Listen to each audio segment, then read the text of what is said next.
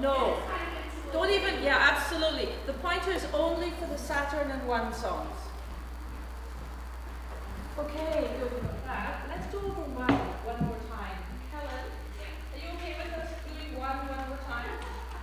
Oh, yeah. One more. So you're all getting a preview. Yes. Okay,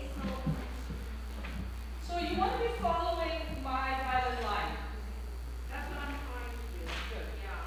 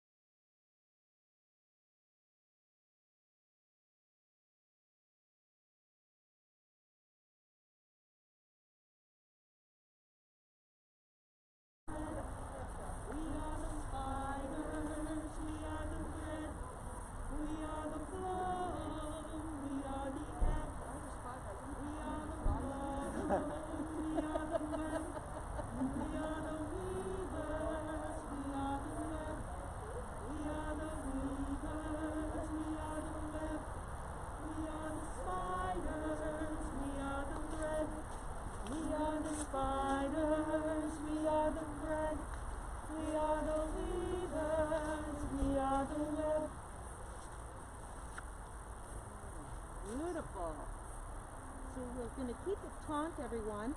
And if everything is cut, then we are going to very carefully roll it up so that our seamstress Judith can attach it to, she'll attach it to the base. Oh, yeah. I thought you were going to turn it, fold it in the plastic. I don't think the plastic. No? The white sheet. Just the white sheet. Oh, just the white sheet. Oh, I mean, mine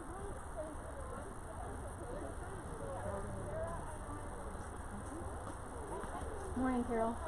How are you doing? Good. No. Oh, well, that's good. What is your average low average CTA? So we are sitting here now. We're full in the sanctuary, but you're welcome. See if I can slip through here. And after you have that, Sorry about this and that. thank you very much. Sorry about this and that. There may be people outside. Oh, I see. Actually, we have two more seats in here.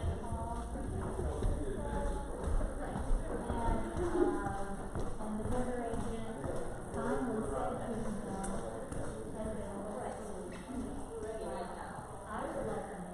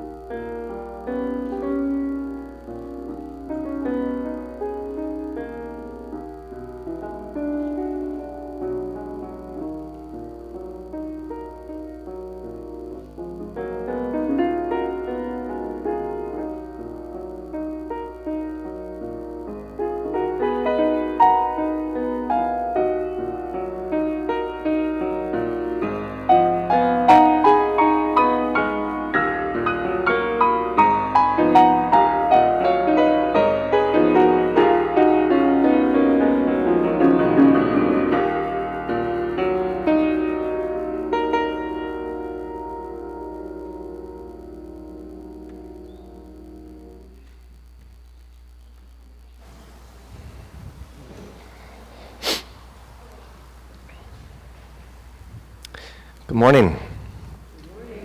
It's so good to see you all here. Hello to you folks at home tuning in. Thank you for doing so. We're going to start today by creating our sacred time and space with a chalice lighting.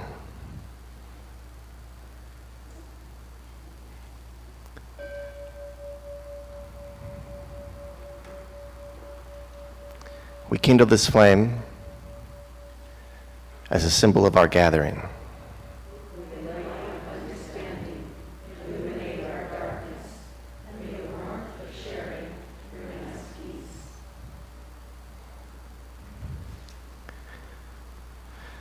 So thank you again for coming, for tuning in. Good morning. Today we conclude a three-part interrogation of our mission statement, conveniently in three parts, right?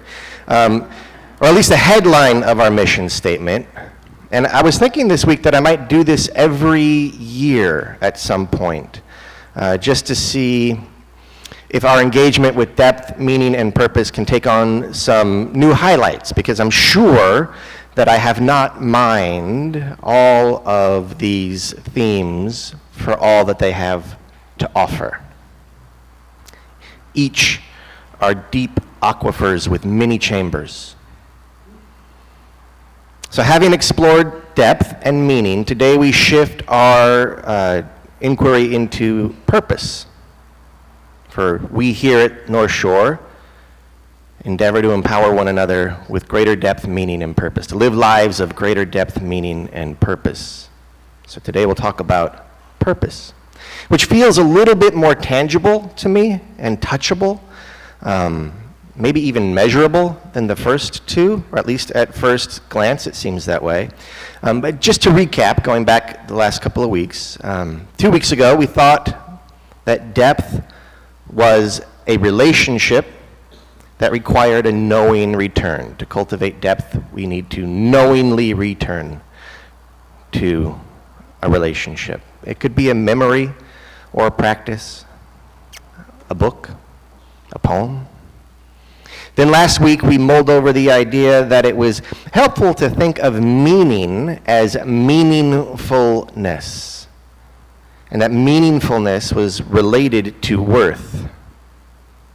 And because we hold that worth is an inherent feature of humans and possibly all beings, that meaning was likewise inherent and was to be discovered by faith in one's inherent worth.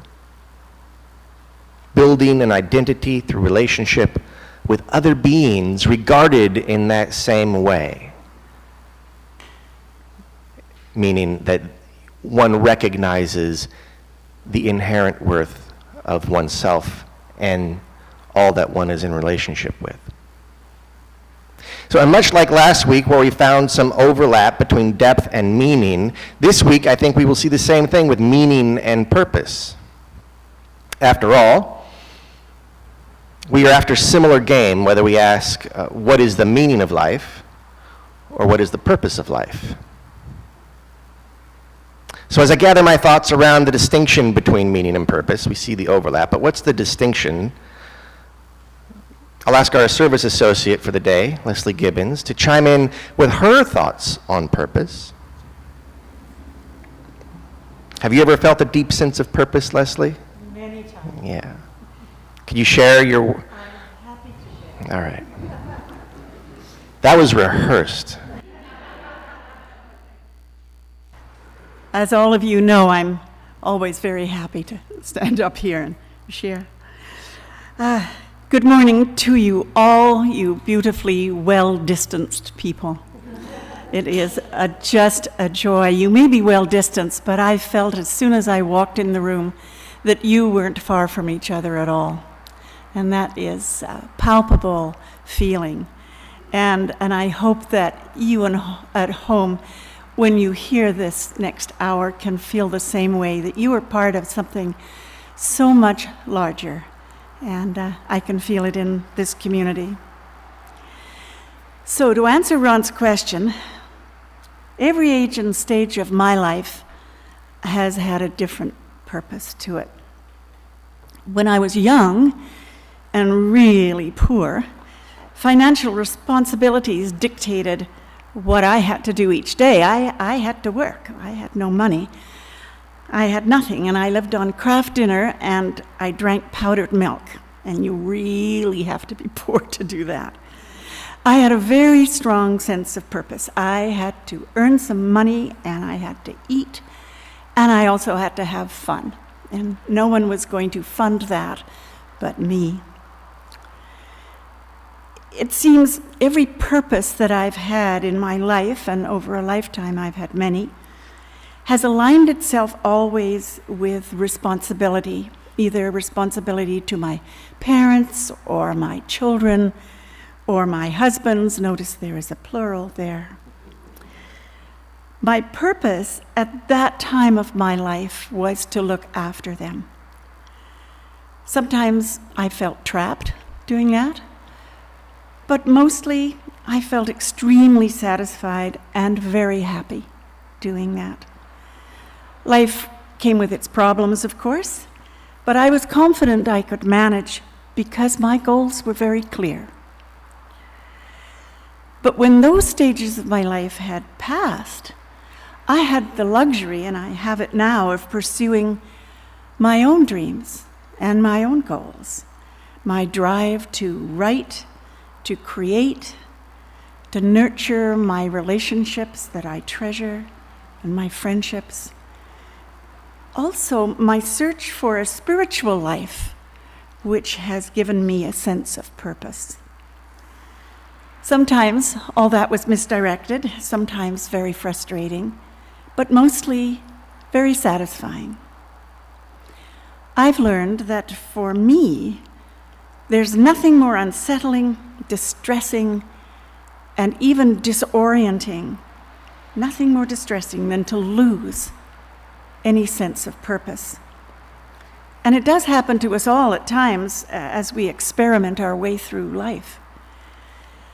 Then and only then was I bereft of a reason to get out of bed in the morning. I think we always need these three things. I think we need a spiritual purpose. I think we need a personal purpose. And I also think that we need to be part of a larger community or a societal purpose. We all need a reason for being on the planet. With those three, personal, spiritual, societal, I feel intensely alive. I feel a sense of worth, and I never feel alone in the world. And finally, I found it imperative to learn, occasionally, how to have no purpose at all, to be at ease with just being. I've been driven most of my life. That was easy for me. But to live with quiet and no direction at all, even for a short time, well, that's more of a challenge for me. So Dostoevsky said it best, quite often, I think. He said, "The mystery of human existence lies not in just staying alive, but in finding something to live for." And on that note, shall we hum our first hymn, which is When the Spirit Says Do. Thank you.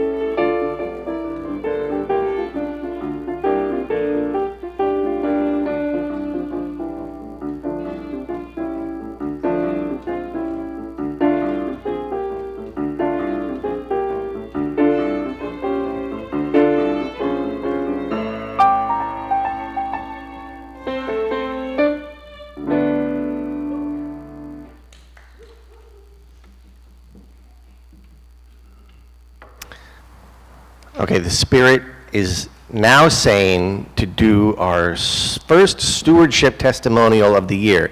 And this is going to come with some technological hijinks, for which I am currently ad-libbing some words up here to cover the transition into. And it is coming now.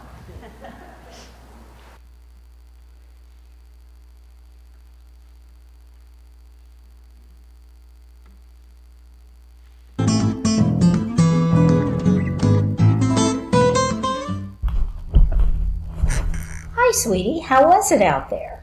Hi, Lolly. It was just so nice to play with my friends. I haven't seen them in so long. Hey, these are new. Where'd you get them, Lolly? A dear friend thought I would like them. Do you know what they are? I don't know.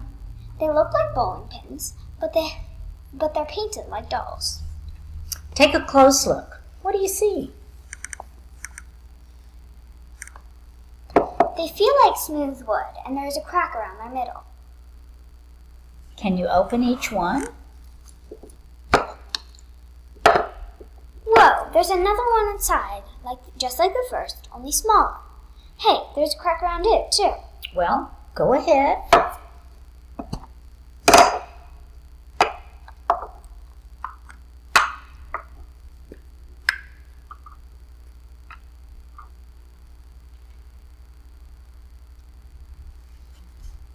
Oh, I see. They're nested inside each other, but they're all similar. How many are there? 1, 2, 3, 4, 5, 6, 7. Where did they come from? Nowadays, we usually refer to them as from Russia, but this type of nesting doll happens all over the world. Cool, Lolly. They're all sort of the same, but they're all kind of different, too. Just like you say about people. They're all the same, but they're all different, and everyone is worth caring about. Wow, nice way of putting what we believe. You have a good memory. Thanks, Lolly. So how are you doing? How are your friends? I've been well this week, thank you. And my friends are doing well also. I'm glad that you asked about my friends. We are helping each other in so many ways. When one is down, the other will cheer them up. Our North Shore friends are my favorite community. Dad's been telling me how caring works, Lolly. Today he told me that the grown-ups are starting our annual campaign that helps everyone care for one another. He calls it the Stewardship Campaign. Sounds like a lot of stewards on a ship taking care of one another. Good comparison. You know, it's a privilege to help people, and it's a privilege to have a church for other people to come to. All people are welcome in our church. That's why I pledge to support our church, to help steward our great church community. Oh, I see. Now, let me see if I can stack all these back together so they all fit.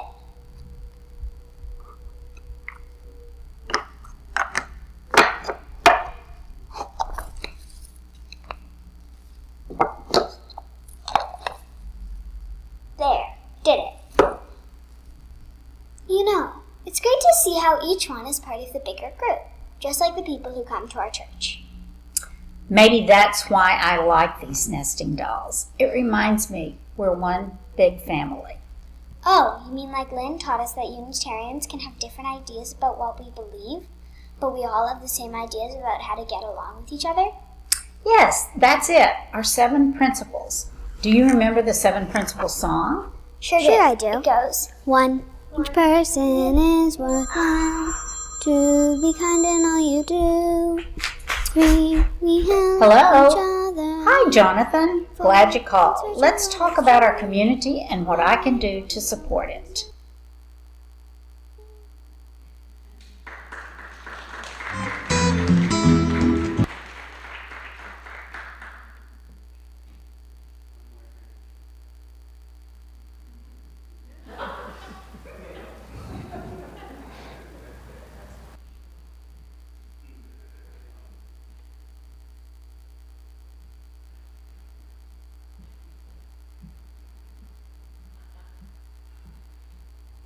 Can everyone hear me?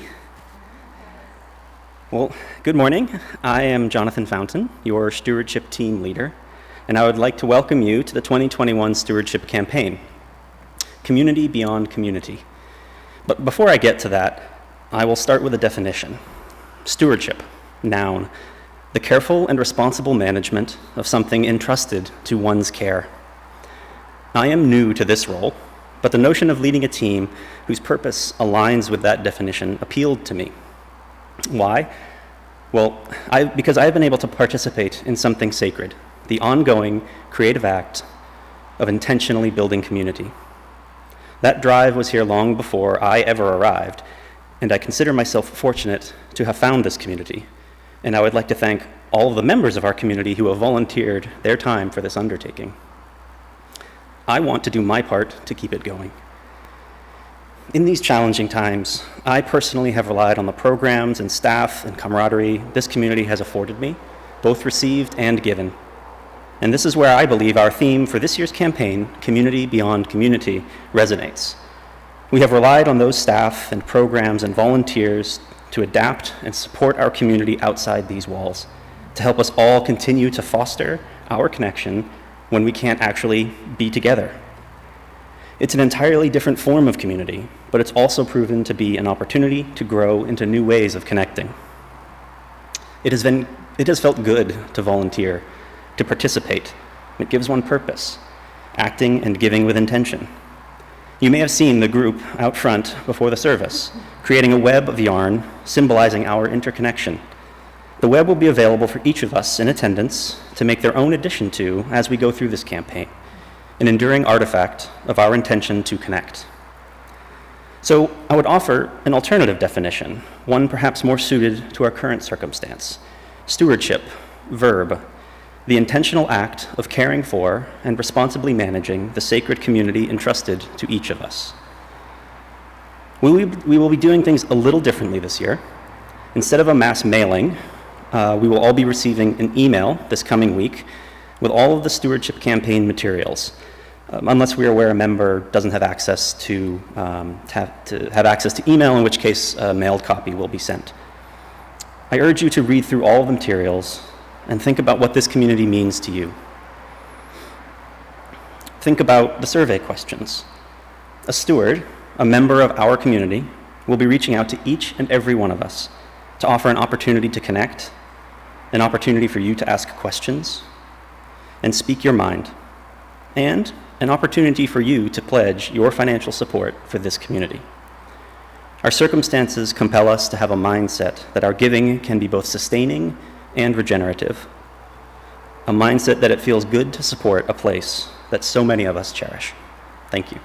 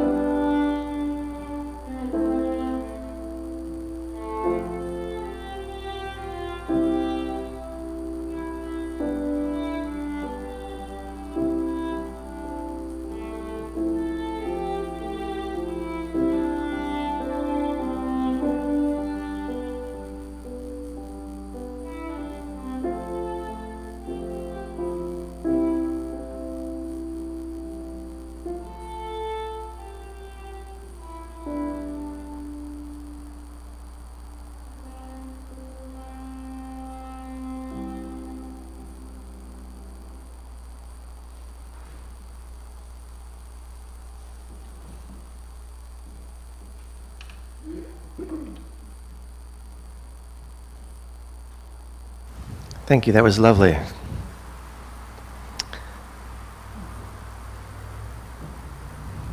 And thank you for the, I'm sure much harder than it looks, job of keeping us lyrically on track, Helen, with the red dot. You may not have known that was your purpose. And yet there it is. So purpose is what we do. I don't mean that it's our mission statement. I mean, it is our mission statement, but that's not what I meant. I meant that purpose is about action, right? Purpose is about application of meaning and depth. It's also a better word than application. Depth, meaning, and application just doesn't have the same ring to it. Depth, meaning, and purpose is better, right? So maybe a question might be, what does depth and meaning prepare us to do? What were experience of depth and meaning in your life? Life-altering memories or practices that you return to again and again for guidance and inspiration, for mythic resonance.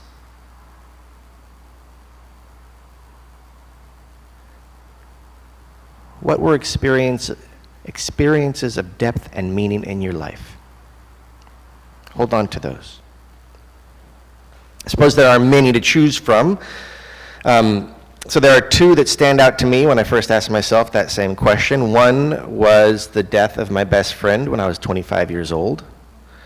And the other, on a more positive note, was that happy moment when I knew that Katie was the woman for me and I the man for her, when after years of shirking the singing of hymns, I hated singing hymns.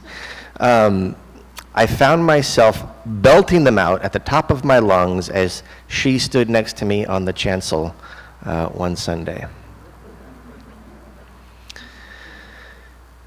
There are so many less dramatic knowing returns, and they're worth acknowledging. You know, squeezing into the same chair with the first kid to come down the stairs in the morning when only she and I are up. Or my practice of going to 30-foot pool every Monday and offering it a poem. These are experiences of depth and meaning that I believe will produce a purpose. So what purpose arose out of those experiences for me?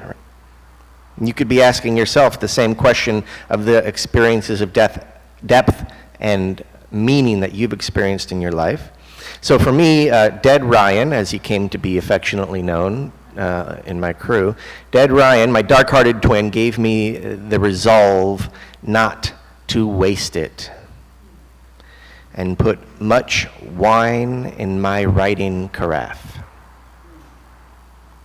Singing next to Katie seemed to both confirm my path and open my eyes to a love that would soon produce my little partners in quiet morning cuddles. And those cuddles, what appreciation or application, what application does one take from cuddles? I suppose to be more gentle, more wise, and more responsible today than yesterday. Maybe something like that. But these kind of moments are either accidental or organic. They carve out depth and meaning and push us into purpose, but they're not really intentional. They're not really missional.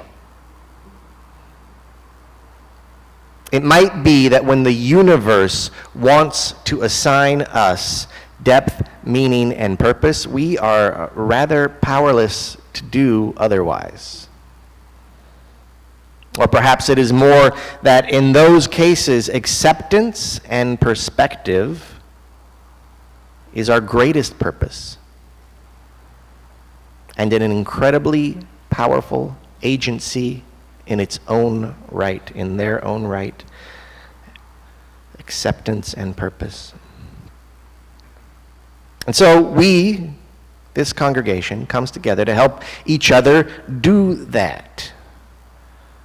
But we also set out to do that. We're here for each other when these huge or small, organic, accidental events happen and carve out depth and meaning for us and give us purpose. We're here to support each other through that journey, but it's our stated mission as a collective to intentionally cultivate purpose, and that's another thing entirely. That takes some effort, and it takes support, for it is a road fraught with mystery and doubt. It takes accountability, for it is a road with many distractions, some of which can be dangerous. Unchecked purpose-seeking can lead to narcissism. And so finally, it seems that the intentional cultivation of purpose requires, or at the very least, would be aided by a community dedicated to that ordeal. Our intentional cultivation of purpose needs a church.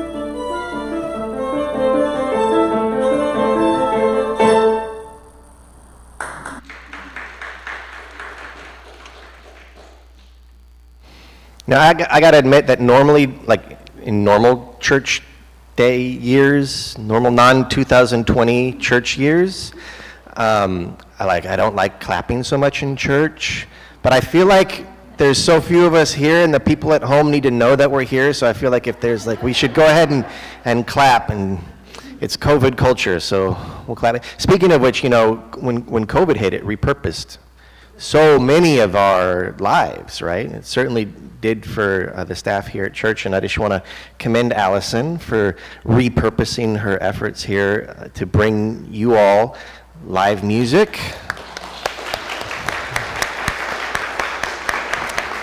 And Catherine and our guest musician program, and then of course the guitar lessons and all that stuff. So we're discovering this is one of those accidental organic things where we exercise acceptance and perspective and pivot to new purposes. So we're sort of seeing this play out in real time, unfortunately. So we set out to find for ourselves or empower one another to find, to live with more depth, meaning, and purpose, to find an application for the depth and meaning that we find along the way. So I'll tell you a little story here. This happened this week. As you know, it's sort of like we're serializing my relationship with 30-foot pool, right? But it is where I'm gathering depth right now. I'm knowingly returning to this place, right? And I recite thanks to Dr. Martin Shaw for giving me the inspiration to recite aloud the poem by Rilke. So I would go there and I would do that a few times, and then I jump in to the water, which is really, really wonderfully cold. There's a little dance I do. I call it the adrenaline dance, where I stand on the edge. I'm like, now, nope. And I feel it, whoa. And I do that a few times. It takes no rhythm, which is really good for me. So I went there the other day, and it was one of the first really cold days outside. And I think it was maybe drizzling, or it was misty. There was mist around. It was fall, and so some of the leaves are green and some are orange. And it had been raining the prior day and night, and I had never seen it so full. So being somewhat intelligent, I went to a much more safe area to get in than I normally go into. So fear not. Don't worry, Mom or Katie. It's okay. I got it. I know where to go. And I sat there for a little bit. It's just I actually kind of eventually fell in rather than jumped, so it wasn't very deep. And so I was sitting there, and I said my poem a couple of times. Not to be cut off. And every single time it does this, it changes your perspective. Right? Different things highlight themselves to you after you do that. It's psychedelic in that way. Psychedelic means changing your mind. It changes your mind as you're in that moment. You see different colors. Nothing, well, it is extraordinary. Nothing, the rocks don't start talking to you, right? But, it changes your perspective a little bit, right? You pick up different elements of the scene, but also there's a certain end to it. I kind of feel like there's a flatness to it. Like I'll notice a tree and the way the light is falling on a tree that moments before I had been ignoring or just taking in as part of the surround, but not having a particular relationship in any way. But it also kind of it stops at a certain point, and it's all one way to some degree. I feel like I'm speaking this to the forest and the trees, but I don't actually think that they're hearing me the way that I think Dr. Martin Shaw intended for me to be heard in doing this thing. At least in my imagination, I tend toward the grandiose, so maybe my expectations were out of whack. But there I was doing it again and again and again. And feeling like, I don't feel like I feel like a little, sibling nagging the older sibling, like, pay attention to me. And I'm just a mote in the mind of this eco range, right? So then, but I'll take what I can get, and seeing the tree or the leaf in a new way is pretty cool. And so then I jumped in, or fell in, or whatever I did. and it was amazing, and I feel anyways, kind of superhuman after I do that for a little bit of time. It feels like I've survived something that maybe I shouldn't have, so there is an adrenal rush to it also, and all your blood rushes out of your limbs and into your core. You're forced to breathe rather deeply because that's what your body wants to do, so you do that. And then I get out, and it was chilly before, but now it is like toasty. It's fine. And so you sit there for a bit, and it is another sort of amplification or mind-altering moment. And it was really loud. The water was rushing through that little slot canyon there. And it was very, very loud. And the steam is now rising off of my body, which kind of feels interesting and looks cool. And then I did it again. I did the poem again, but this time something had changed, and I don't know exactly what it was that changed, but I fell into a different sort of frequency, and actually started. The start of that poem was so inviting. The ah, you can go so many places with the ah, right? And so I went into sort of like an ah, and from there, a sort of singing of the poem emerged in kind of like Gregorian style Tibetan chanty, kirtan kind of thing, where some of the notes would sustain. And it just felt so much more suddenly integrated with everything. And so I guess the purpose of me doing that and cultivating that depth and meaning by knowingly returning to that spot, and by feeling my own worth and feeling the worth of the things around me in that moment, is to commune with the place. And I feel like, if you take exception to this, you're more than welcome to go to 30-foot pool and ask it what it experienced in that moment. But what I experienced in that moment was a kind of communion that I found really rich and quite lovely. And maybe, communion might be the alpha and omega of every purpose that you can conceive of. So the purpose emerged in that space, was carved out by that knowing return and the inherent nature of our communion. And it emerged from the space bored open by a commitment to returning there, and a persistence and even a humility to acknowledge that I wasn't getting it right. And more importantly, that I didn't know how to get it right. And maybe even more essentially, that my expectation for the fulfillment of my fantasy was preventing the relationship from progressing. Only at the edge of unknowing did I know what to do, and I didn't know that I knew what to do. I just was doing it. And even then, I could only tell you how it felt to me. And then interestingly, as soon as I took a step back from it a couple of rounds through and was like, that was awesome, let's do it again. As soon as I tried to do that, it was gone. So there's something about not knowing, I think, in this. Anyway, from this experience, I draw the following meaning. Purpose, your purpose, our purpose. Purpose may not be what you imagine it to be or want it to be.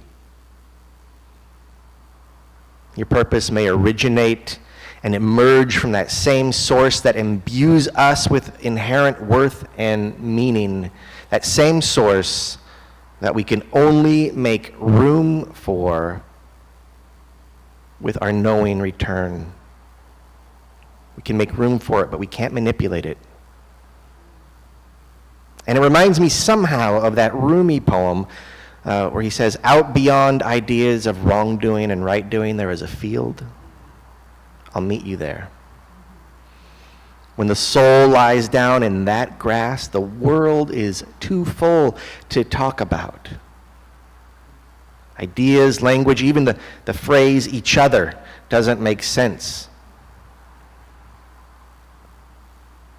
So to find your purpose, you may need to empty your expectations.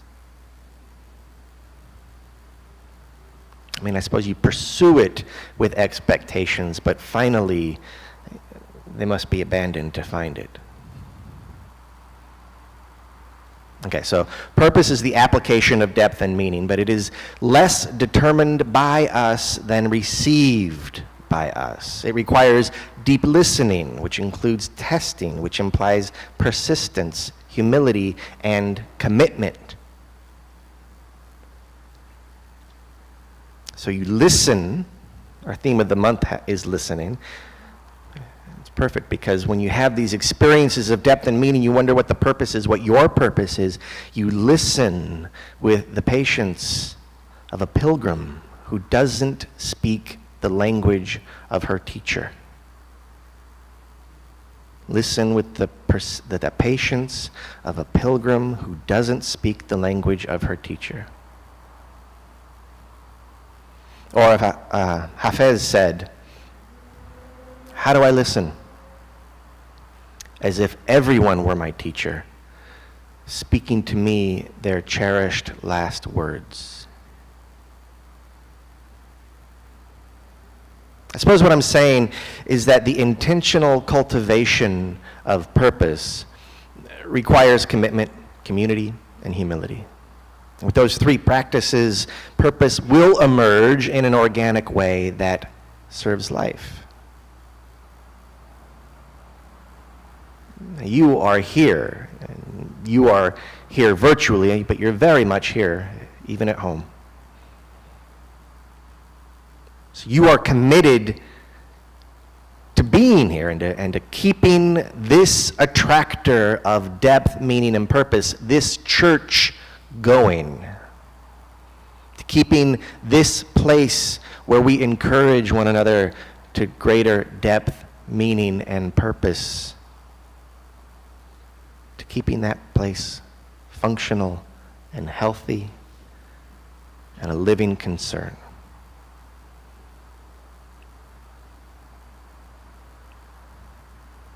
So keep listening.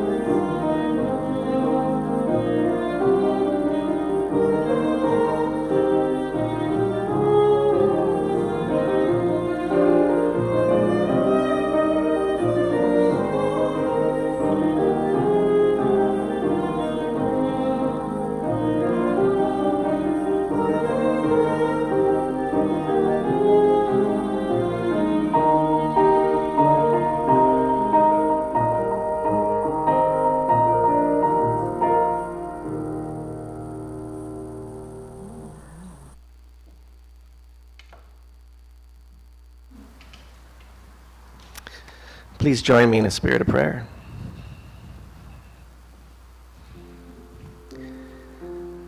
So we thank you, Son,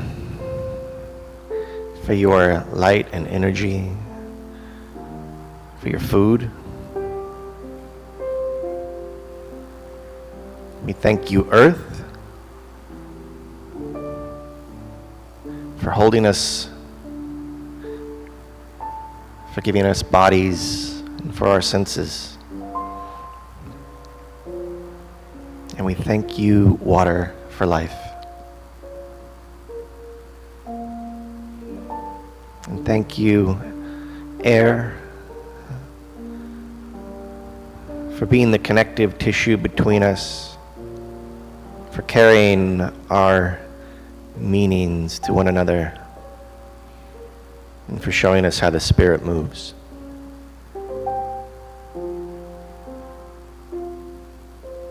We ask you to grant us the patience and commitment and humility to cultivate depth, meaning, and purpose.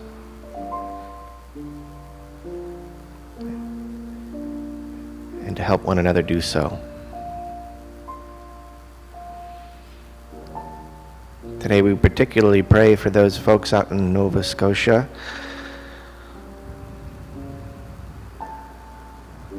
for the difficulty that is occurring around their fisheries out there. We pray for compassion and for wisdom on the parts of all those affected.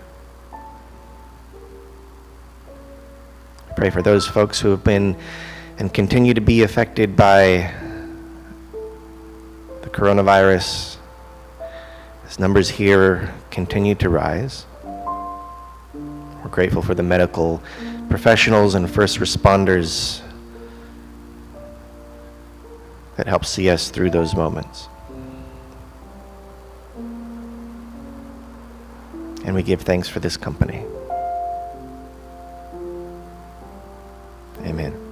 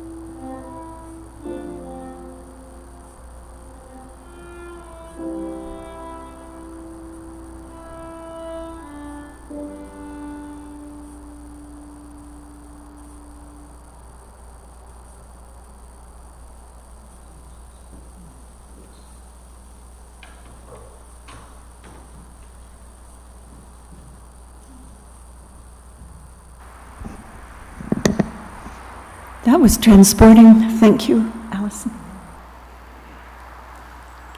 I was just thinking as Ron was speaking, and he may correct me and telling me I'm all wrong here, but I was thinking if depth and meaning then flow into purpose and that becomes clear, if at the end of that you add expectation, then you're adding a different filter and you are probably going to be disappointed, as he was at the side of the pool and he tried to do something a second time. Anyway, that's my somewhat Buddhist thought for the morning.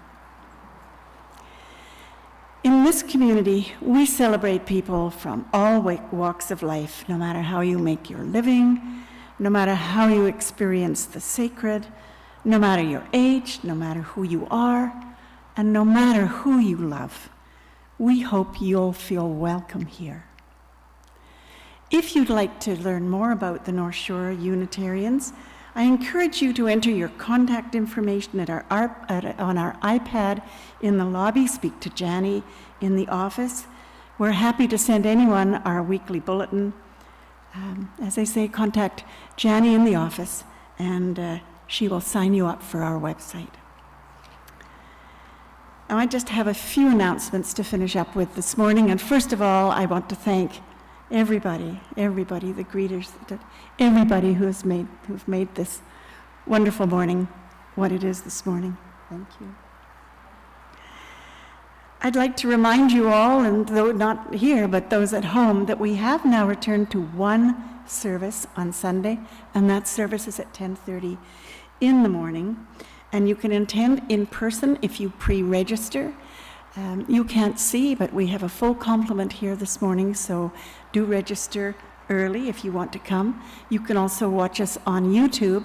You can do that simultaneously, or you can actually do it later on at your leisure, later on in the week. I encourage you to sign up for our e-bulletin if you haven't already, because that's how you get the links to sign up for all the activities that are going on here in our church. And that way you can become part of the programs here. We're also forming a group called Circles of Light, and it's small group ministry, and also racial justice book clubs. So if you want to participate in either one of those groups and you haven't signed up yet, please use the link in Friday's e-bulletin. More and more that bulletin becomes key to our community. Now, stewardship, we've started. It used to be called Canvas, now it's called stewardship. All your materials are going to arrive by mail, as we've been told this week, and so by email. I guess a few might get it by mail, but you'll get it by email. And please support the work of our church by contributing this year as best you can. I know it may be a difficult year for some of you, but we sure appreciate your contributions. And lastly, a request to the people who are sitting in the foyer. When the service is over, would you please be the first to leave? So you leave, and then people from the sanctuary can leave. So we've come to an invitation for our offering, and I invite you now into the spiritual practice of generosity to our wider world this time. The outreach recipient for October is the North Shore Multicultural Society. There's a wonderful society. They provide services to newcomers to help them settle and succeed here on the North Shore. And for quite a while I volunteered with them, and it was a really wonderful experience. So they would appreciate your generosity as well. Now, if you use an envelope, and I expect you'll find them at the back, put your name and address and your contribution in the envelope. You will also get a tax receipt for your donation. Now, are they by the door? They're by the door. The baskets are, yes. The baskets, no one will hand around a basket this morning. The baskets are by the back door. And for those of you with us on YouTube, please donate via our website again. So, for all of you who weave this tapestry of love that we call community, thank you from our hearts. Now we'll send forth the flame, and I hope the words will be up there. Yes, they will. We extinguish this flame.